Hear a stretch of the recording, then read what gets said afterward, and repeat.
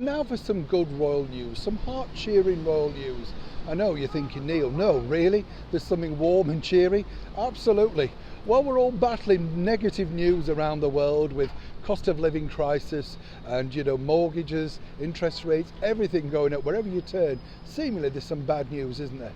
But here on this channel, just every now and again, we like to bring you a little bit of happy news. And as ever, here it is.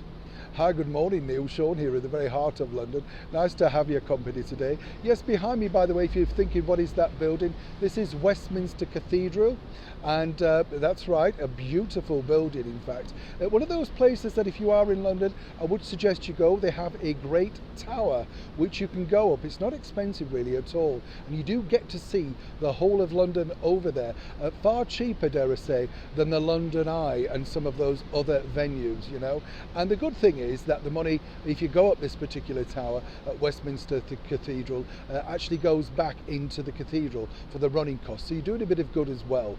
I always like to share things like that, don't you? The tourist trap, you know what I'm saying? I do like a lot of them, so expensive though, I'm sure you'll agree. Back as ever though to your breaking happy royal story of the day. It's with great delight to let anybody know who doesn't know so far that this year's Royal Variety Performance, which will take place at the historic Royal Albert Hall, will of course be attended by the Earl and Countess of Wessex, Prince Edward and Sophie.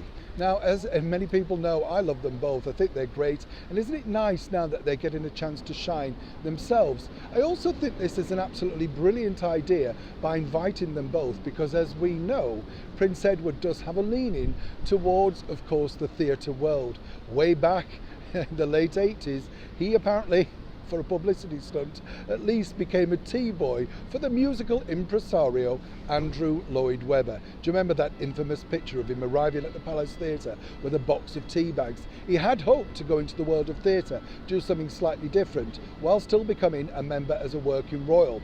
And this was all agreed with our late and beautiful monarch, Queen Elizabeth II, because she wanted him to see what direction he wanted to take his life in. Sadly for him, it didn't work out, but he has kept his hand in, supporting so many theatre productions, theatrical traditions throughout his career. In fact, he's a regular at the Theatre Royal in Windsor, where a couple of seasons ago, where they go to see the annual pantomime, he met none other than Basil Brush. This year's Royal Variety Performance is hosted by the comedian Lee Mack, and a lot of people asked me recently, that I'd never heard of Lee Mack. Of course I've heard of Lee Mack. I knew who he was, I've interviewed him. What I was saying is he's not known to an international audience, and when they sell the show around the world, that can be, kind of tricky. On the bill though for Sophie and Edward are none other than the chic sound himself, Nile Rodgers. Brilliant musician, and of course given us so many hits like Good Times, Dance, Dance, Dance. And guess what? Prince Edward's old boss as well is going to be up there with a special tribute to our late and wonderful monarch, Queen Elizabeth II, Andrew Lloyd Webber, or should I say Lord Lloyd Webber. So that's a treat in itself. As I say, if you're lucky enough to get tickets, and virtually it's sold out now, all the proceeds from this particular event do go to helping some acts that have fallen on hard times. I know you're looking at me. Won't be long now. But seriously, it's a good thing that they do.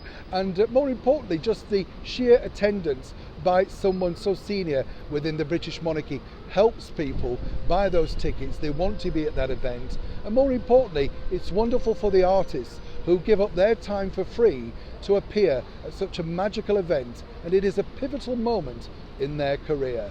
So as I say, a nice little bit of good news to end the week with. Neil Sean in the very heart of London.